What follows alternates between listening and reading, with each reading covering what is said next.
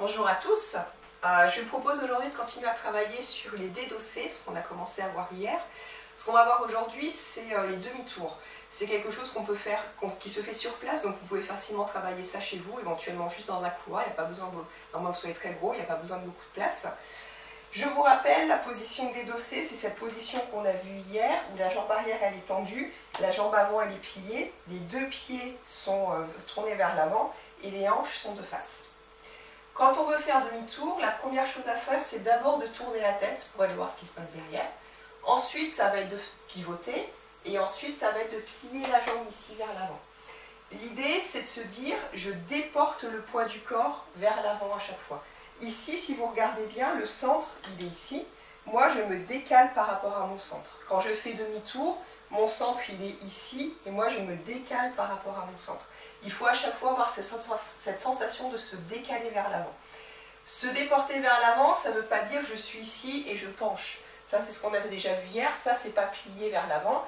Plier vers l'avant, c'est le dos, il est droit, et c'est mon poids qui se déporte, parce que ici, j'ai plié la jambe. Donc, je vous rappelle, tourne la tête, pivote, plie. Deuxième point important, quand on pivote, si vous regardez bien, on pivote sur la pointe des pieds. D'accord?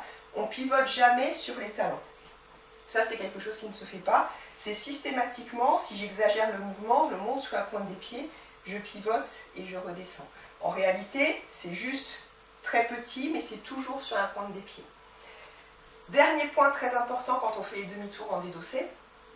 Ici, regardez bien, j'ai mes pieds qui sont à peu près parallèles.